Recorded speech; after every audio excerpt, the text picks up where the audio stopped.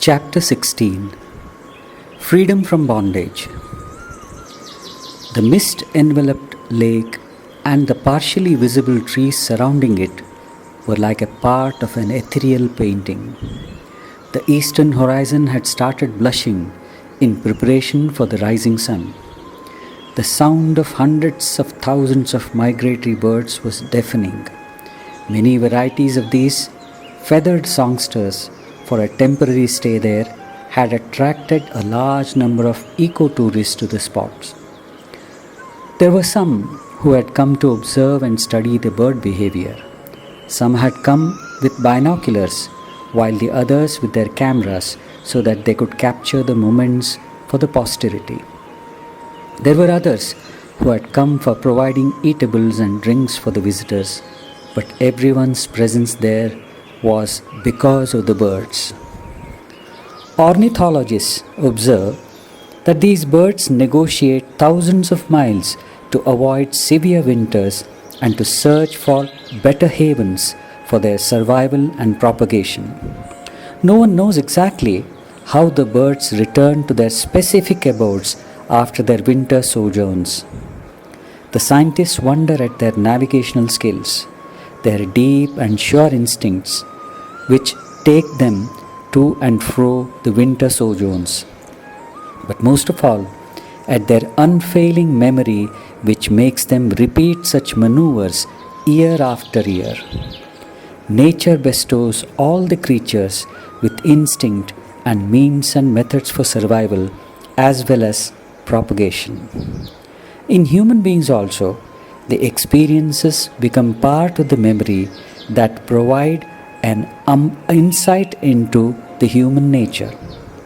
An experience creating a pleasant sensation becomes an attraction, and that which creates an unpleasant sensation becomes an aversion. As Patanjali Yoga Darshanam puts it, Sukhanushayi Ragaha, Dukkhanushayi Dveshaha. Attraction is that which follows pleasure.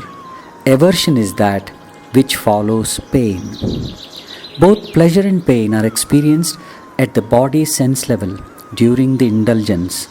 The attraction as well as aversion bind us to the experience through mental involvement. While attraction binds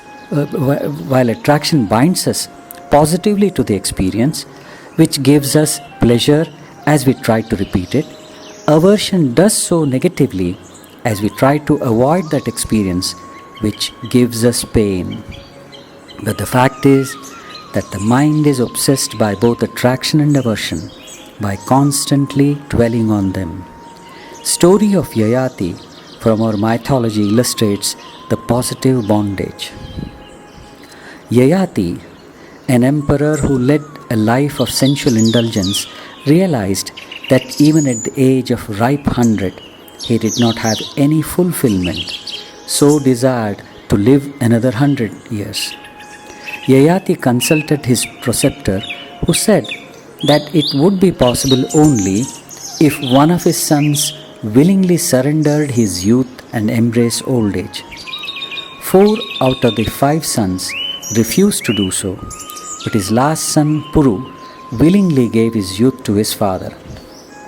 When asked, Puru observed that if his father remained dissatisfied even after leading most of his life amidst pleasure and plenty, and had to ultimately seek to lengthen his life, it would be impossible for him to get fulfillment in his life. But by surrendering his youth to his respected father, at least he could hope that his father would get it in the next 100 years. Unconscious that Yayati was, he did not take the hint from his child and happily started his life of indulgence. However, at the end of another 100 years, he failed to satiate his sensual hunger because he felt cheated after every act of indulgence, as there was no real satisfaction, but there was more craving after the lapse of some time. It was then that he realized his folly and renunciation dawned on him. he told his dear wife Devayani, Yat prathivyam vrihiyavam hiranyam pashavastriyah na duhyanti manah pritim punsak kama hatasyate na jatu kamaha kaman upabhogena shamyati havisha krishna vartmeva bhuya evabhivartate. All the food, gold, cattle and women available on the earth cannot satisfy that man who is full of desires. The sensual desires are never quietened through enjoyment. On the contrary, they only become stronger, like the fire when clarified butter poured on it. So declares Srimad Bhagavatam through the mouth of Yayati. To an extent, life of Siddhartha Gautama follows this pattern, only he never repeated the experiences. So receptive and sensitive was he that he could even learn from others' experiences. Every one of us falls prey to senses in pursuit of their respective objects. This realization, or to be more specific, the feeling of being cheated, is felt by every one of us at the end of each sense experience. But we resort to changing the object of the sense, or if a person is involved in our gratification, we change the person. We seek newer avenues for gratification, new objects or situations, but somehow there is never any real satisfaction. In the West, and presently even in the East, this feeling has evoked divorces and violence.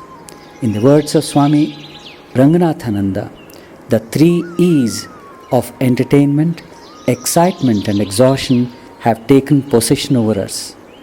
The craving is never quenched, but only it gets increased. Nachiketa is another example, who seeks wisdom from Yama, the Lord of Death. Nachiketa was so alert that he rejected all temptations offered by Yama in lieu of the wisdom, and in one single sweep rejected them and exhibited his level of understanding. Indian culture puts Yayati and Nachiketa as the 2 types of seekers, and both are equally acceptable. Sensual indulgence is not the only cause for bondage. The story of Jada Bharata is another beautiful example which illustrates that even the feeling of compassion can be binding. When Emperor Bharata retired to forest in his old age, he got attached to a motherless fawn. It grew up into a beautiful deer with his care and love. At the time of leaving his body, he remembered and missed the deer which had gone for grazing. It is said that in the next birth he was born as a deer with an affinity for hermitages. It used to frequent the ashramas and listen to the spiritual discussions. In his next birth, he was born as Jada Bharata, who silently and meditatively relaxed into liberation. Not only pleasure, but even misery is binding. If we objectively analyze our life, we find that we are more involved with our woes than our triumphs. Our newspapers, magazines, or even normal conversations are filled with tales of misery. There appears to be a strange glow on our faces when we discuss a calamity like an accident or a terrorist attack or sickness or death. Hardly do we dwell on the goodness or great achievements of humanity. This is evident from our typical behavior of showing off our illness and pain as medals. It may be because our so-called normal life is characterized by misery in bulk and happiness in retail. A study made in Transcendental Analysis observes that most of us tend to get attached to a pet negative feeling or emotion like irritation, anger, sadness, fear, guilt, or depression, which has been called as a racket. We react to any challenge in life with that pet emotion. Many of us have forgotten how to laugh heartily. It is our observation that when a person retires from his or her profession, he or she discovers that time hangs heavily and there is always that question of what should one do. Though in our country, religion is supposed to be an old age occupation, the senior citizens find it difficult, if not impossible, to devote their time even on philosophy, let alone mind culture or devotion. Sri Ramakrishna Paramahamsa used to say that the old men start mending their fences or even play cards when they discover that they cannot keep quiet. The contemporary times are characterized by very high expectations, cutthroat competition, feeling of insecurity, accompanied by unbearable tension, irritation, and covert as well as overt violence. To fulfill our personal and social ambitions, we work in a wild and reckless frenzy without any concern for damage. The theory of survival of the fittest has become our obsession in every field. Consequently, our action has become feverish, or rather, it has become an obsession. We have totally forgotten how to relax and have turned ourselves into workaholics. Even in our so-called normal lives, we find that we cannot keep doing certain things, cannot help doing certain things, in spite of the fact that we know the actions have bitter consequences. The activity has become a stubborn habit. Not only the action, but our reactions to various life situations have become habitual. Even if the reactions are harmful or painful, we are helpless. The vicious circle of situation, reaction, feeling of guilt has become binding. Thus, activity binds us intensely. Thoughts form another important source of bondage. Ideology or any ism are effects of thoughts. It has been observed that in the 5 or 6,000 years of recorded history of human existence, there have been equal, if not more, number of wars, and most of them have been fought on the basis of faiths or religions. Surprisingly, all religions worth their names almost or always stress love, compassion, brotherhood, and self-control. The bloody violence that has ever been or is being inflicted on humanity has its origin in thought. In recent times, we are seeing that the terrorists are ready to kill and die for their ideologies. Not only are the negative thoughts, but the positive thoughts bind us. Sense of duty, community, or nation are also very powerful. It is likely that a person who is bound to the negative thoughts may realize his folly at some period of time, but one who is bound to the positive tends to fall into an illusion that since all things he is attached to are good and they cannot damage his being. We are bound to our bodies, sense objects, emotions and thoughts. The Vedanta explains the process of transaction with the world of objects through the concept called Triputi. Whenever there is a transaction, three things are involved: the actor, the act and the action, or the experiencer, the experienced and the experience, or the knower, the known and the knowledge. Bondage is a consequence of identification with something or someone which is dominated by I and mine. Unlike common understanding that this world of objects is a bondage, it is the identification with the objects and beings or ideas which causes the bondage. There are three aspects of the identification: I experience, or this experience is mine; which has been called as bhoktritva or experiencership. I act or this act is mine, which is called as kartritva, doership. I know or this knowledge is mine is called as jnatritva, the knowership. The role of light in the process of visual cognition can clarify the point better. We are able to see the objects only in presence of light. It is likely that we are able to imply the existence of light only due to the presence of the objects. For the mind characterized by indulgence and involvement with the external, even light becomes like Atma.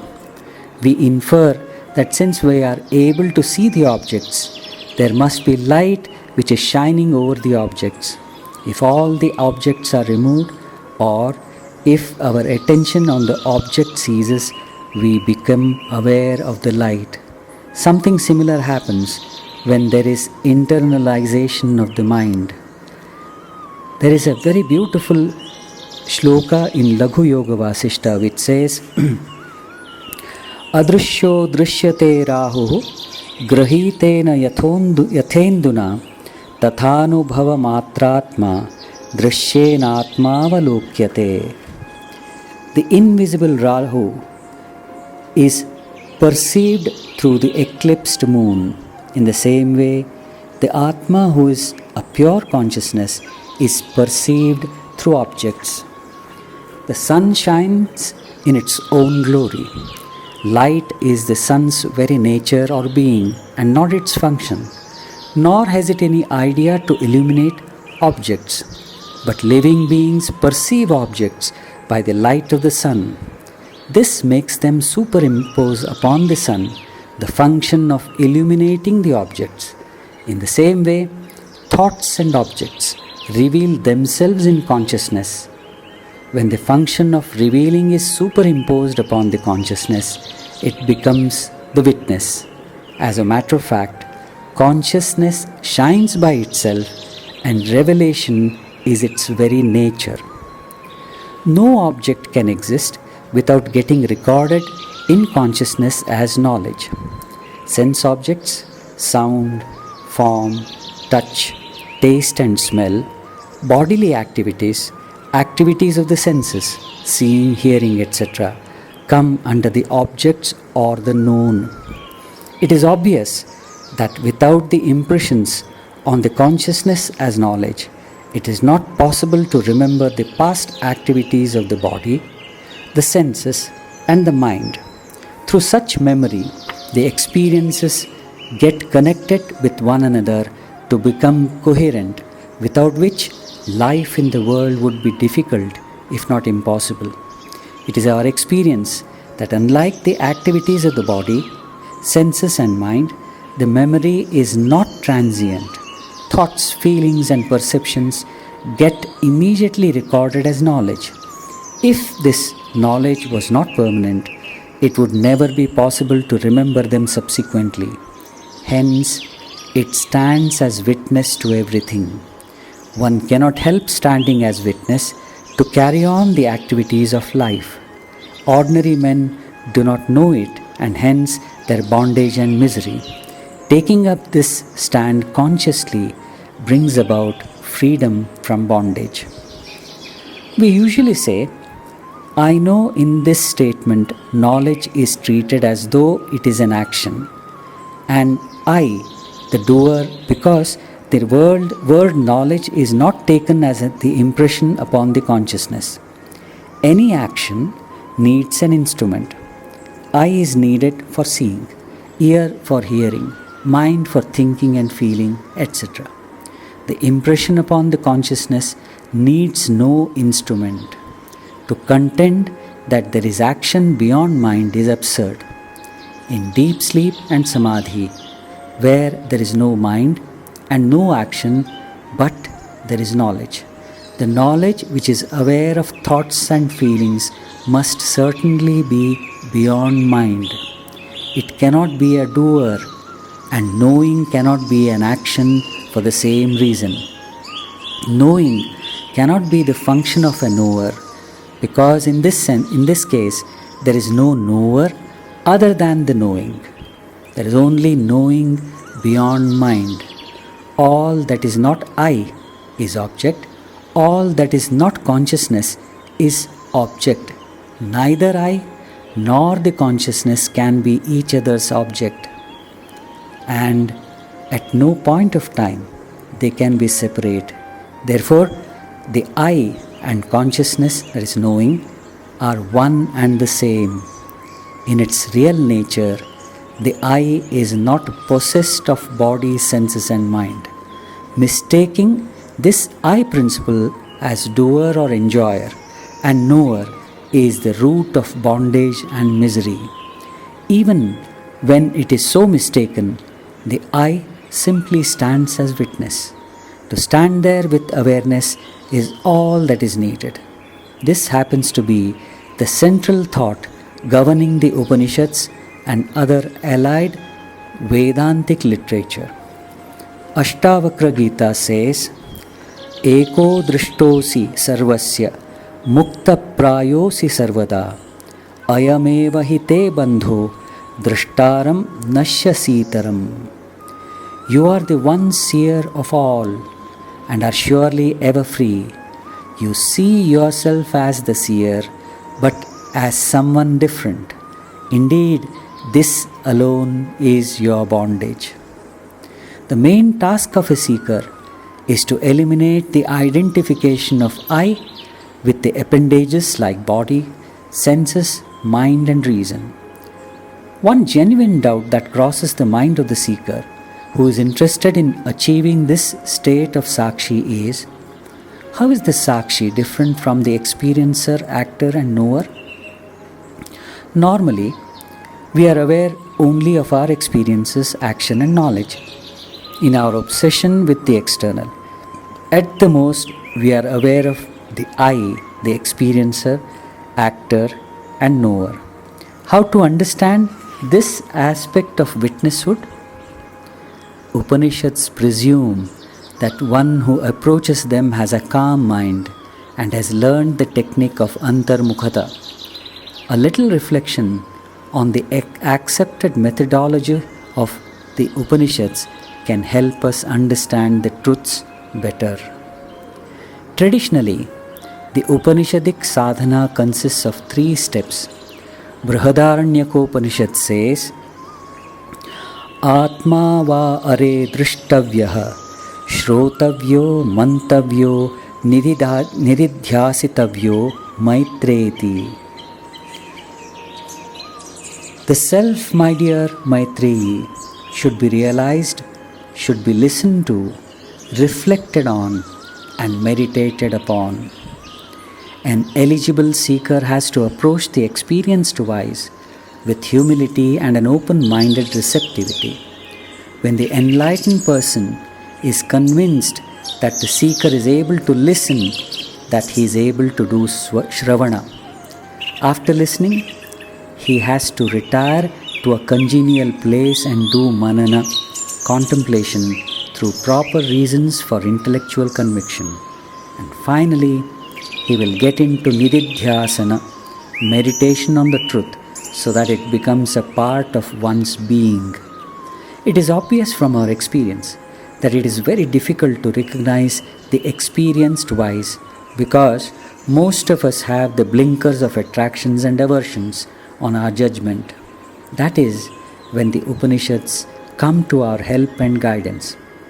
Not only do they contain the logical explanation of the problems and solutions of life, but have what are called as Mahavakyas, which are aphorismic declarations which spell out the identity of the individual soul and the Supreme Soul.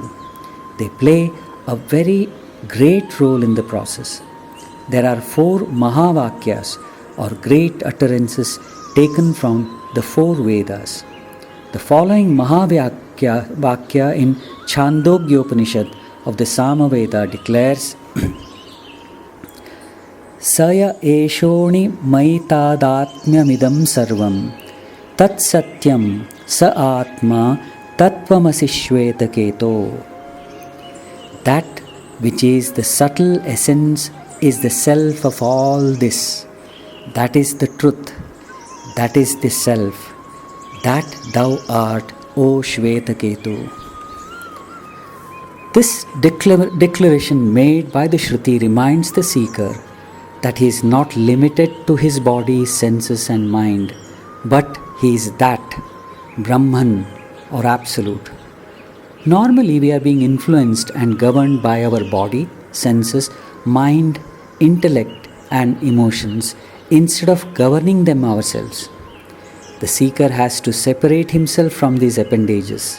When one succeeds in doing so, one realizes a deeper truth through one's own experience as declared by Brihadaranyaka Upanishad, which is a part of Yajurveda. Brahmava idamagra asit tadatmanameva vetat aham brahmasmi iti. This self was indeed Brahman in the beginning. It knew only itself as I am Brahman.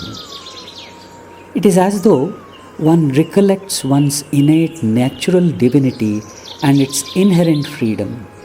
This process of recollection has been called as Pratyabhijna. We forget our real nature due to our wrong identification with the temporal things like body, mind, intellect and ego and are bound by them. There is another approach to the state of realization. Through vichara, discriminative contemplation, one is able to move from the gross to the subtle, that is, from body through senses, mind, intellect and ego. When this happens, what remains is that, or Atman.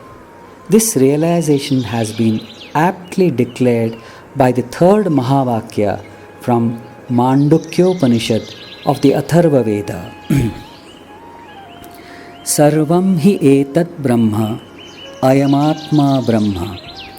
All this is verily Brahman. This self is Brahman. Shankaracharya in his commentary elaborates this mantra as one's innermost self by the word this, accompanied by a gesture of hand by placing it on the heart. The self is identified with Brahman.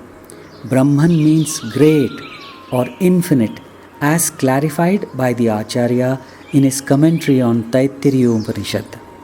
Brihattamatvad Brahma. Brahman means the biggest. When one is able to attain to this state of Sakshi, there is this feeling of Vistarata, infiniteness, as the identification with gross appendages is lost. Some of the persons who have had near-death experiences have described that they had a feeling of passing through a tunnel out into a blissful expansiveness. We cannot imagine the quality of expansiveness in the state of Sakshi when not only the identification with body but everything else is overcome. Although this realization is in no way small, it is still incomplete as this happens to be only the penultimate state of realization because the idea of separateness of I and Brahman or infiniteness remains. This idea of greatness, which is also a superimposition, is to be overcome by avoiding the feeling of otherness and contemplating on pure consciousness alone. Aittiriya Upanishad of Rigveda points at the consciousness as the basis of all experience, action and knowledge through the allegory of creation. It declares, Sarvam tat prajnanetram, prajnane pratishtitam, prajnanetro lokaha, prajna pratishtha, prajnanam brahma. All these are impelled by consciousness. All these have consciousness as the basis of their existence. The universe has consciousness as its I, and consciousness is its support and its end. consciousness is Brahman. This happens to be the fourth Mahavakya, which asserts that the common ground and support of existence, experience, action and knowledge, why, of this very existence itself is consciousness.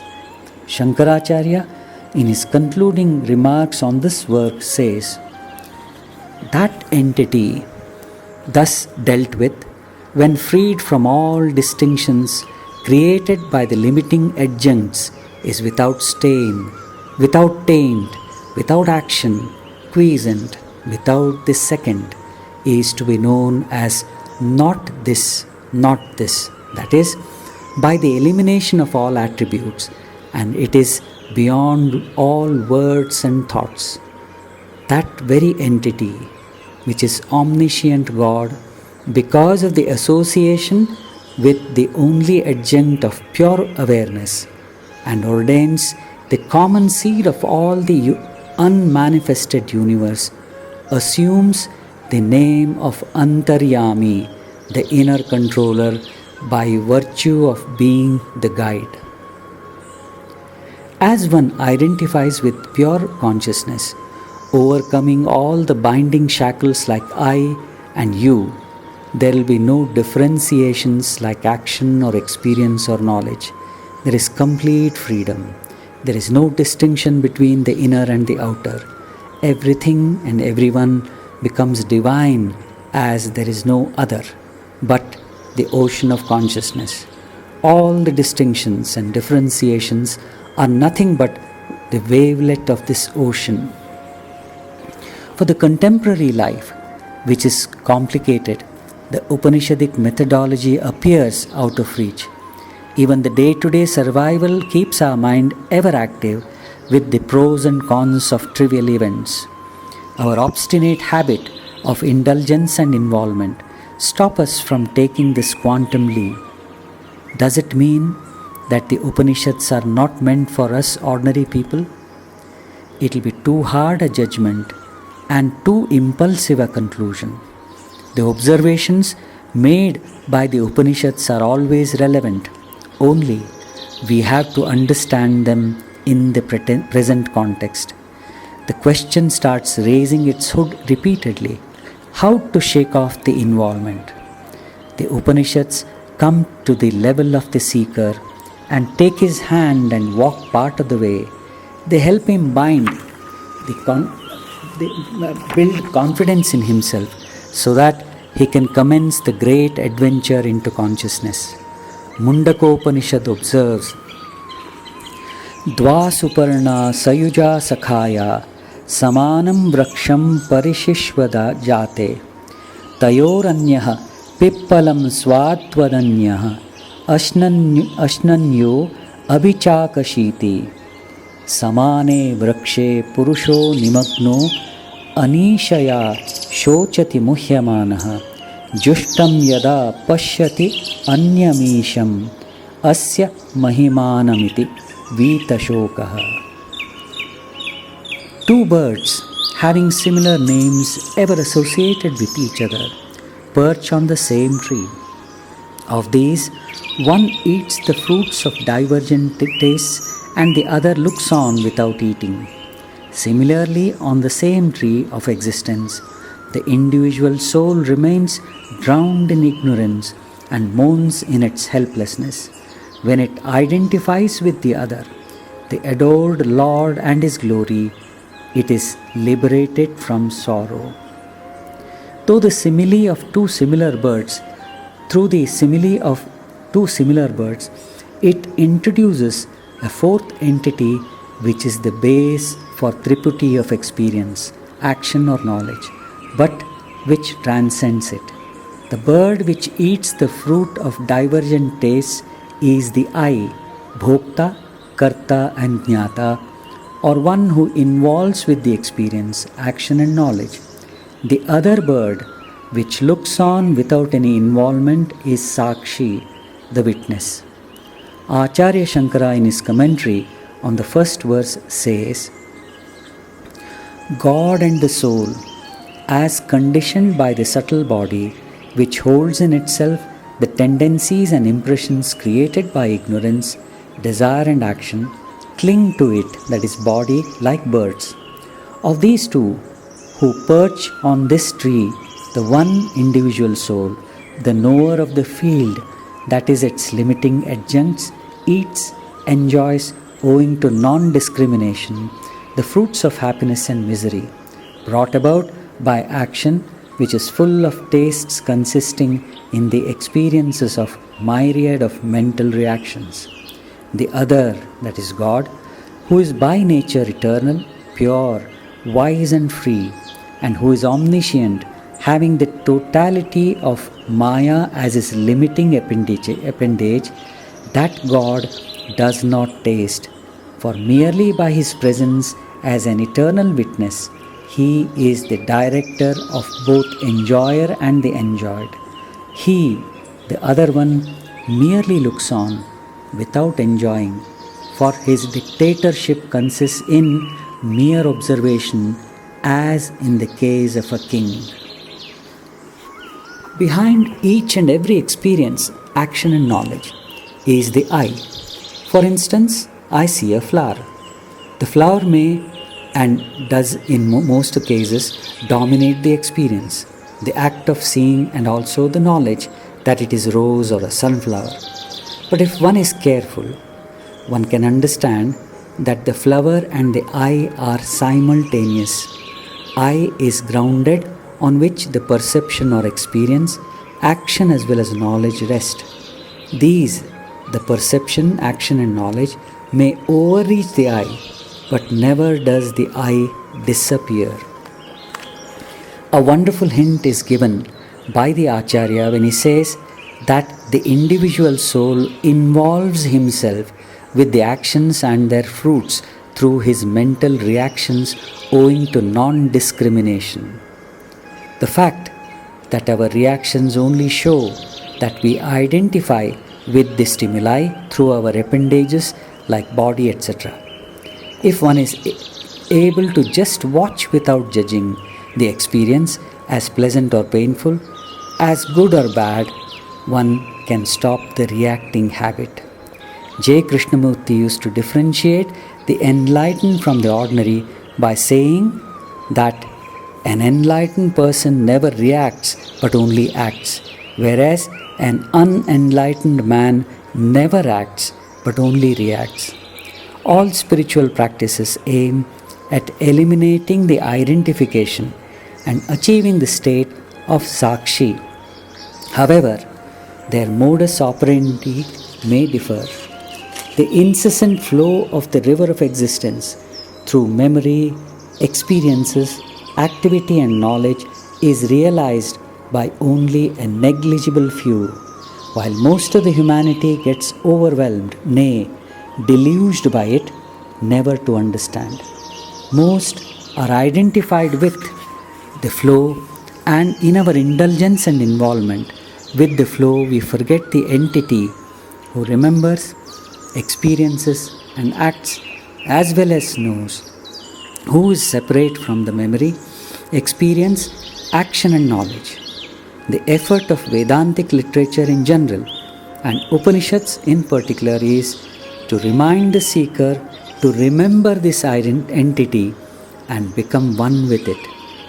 Sureshwaracharya, one of the foremost disciples of Shankaracharya, observes somewhere, Yaya yaya bhavet punsam vyutpatti pratyagatmani sa saiva prakriya sadhvi jneya sa chanavastita. That path alone, by following which a person becomes grounded in the knowing of the real I principle, is the right path for him. There is no single path which suits all alike. Each Upanishad suggests a different approach to transcend the Triputi and to drop the three aspects of identification. If we were to casually glance at the methods suggested by the different Upanishads, we see that Sureshwaracharya is more right in making the above statement. We can understand the Upanishadic methods easily by analyzing the practice of meditation. We commit three mistakes during meditation. It is the experience of practically everyone that on the meditation seat we forget the very purpose of sitting and get involved with the thoughts and get lost in them. After some time, we remember that we are trying to meditate, but instead of coming out of the involvement, we start analyzing and get more involved. This is the first mistake, involvement. After some conscious practice, this gets reduced. But then we start noticing the second difficulty. There is a great rush of thoughts, so we try to stop the thoughts, which is the second mistake. So, do not stop the thoughts, just keep watching them like one observes the traffic or movement of water in a river. We face another difficulty, all sorts of thought. Violent, lustful, or in general bad thoughts keep coming on the screen of consciousness. To avoid such thoughts, we commit the third mistake by trying to replace the bad thoughts with the good. Even this is detrimental to the state of meditation because we only increase the thoughts through judgment. Peculiarly enough, the solution to all the three problems and avoidance of the three mistakes lies in only one state of being, a non-involved and casual witness. We have to take care to remember that even the witnesshood can turn itself into ego, that wonderful phenomenon capable of nurturing itself through almost anything as well as nothing. It can stand alone without any support. The only condition is our attention to it. It can kick the comforts, relationships, and everything provided we do not kick it. It says, I have renounced this. I can overcome. I can do without that. I do not care for anything, and so on, all the time strengthening itself. Even if the seeker is very earnest and sincere, even if there is tremendous humility, the ego can hinder the progress. The persons who do not give up that which is acting, experiencing and knowing tend to take their so-called progress for granted. Sanyasopanishad observes, Tyaja dharmam adharmancha ubhe satyan rite tyaja ubhe satyan rite tyaktva yena tyajasi tatyaja. Give up the duality of righteousness and unrighteousness. Give up both the truth and the rhythm, that is balance. Having given up truth and rhythm and their identification, give up that by which you give up. Till the I notion is rooted out, quiescence of mind is not possible. This I notion or ahamvritti has three notes of manifestation which is repeated again and again: kartrutva or doership, bhoktritva or experiencership, and jnatrutva or the knowership. In other words, it manifests itself as the doer or the experiencer or the knower. Sadhana aims at transforming these manifestations. The purpose of all methods elucidated in the Upanishads is invariably the same: to learn of art of being a witness. One more conclusion can be drawn from this. One succeeds in the outer world by activity, no doubt purposeful and sustained activity. But as far as the inner being is concerned, one has to stop all activity which increases the I-do-ness. If all the teachings could be condensed in one sentence, then it is to stop all identification with all activity and just watch. When one develops this art, the grip of indulgence and involvement over us is loosened and the freedom dawns. Even the witnesshood has to melt to make way for the no otherness, all oneness, evidently different from loneliness. When there is no otherness, without any differentiation, the divinity of the whole existence is realized. One who has realized this unity of existence is ever alone even in the crowd. The whole universe is with him even while he is alone. He is blissful amidst the vicissitudes of life, quiescent even while engaged in hectic activity, and divine while living in the so-called profane. In fact, for him, there is no bondage, and obviously, there is neither freedom nor liberation.